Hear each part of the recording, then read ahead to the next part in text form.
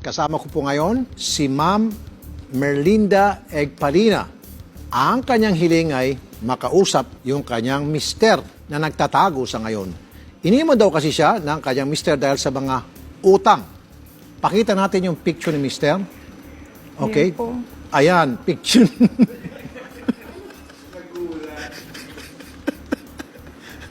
Okay. So, maganda.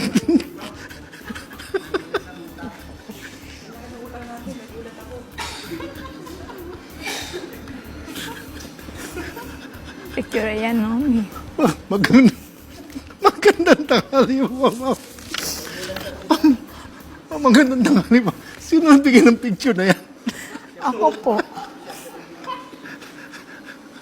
Okay. Sandali lang. Sandali lang.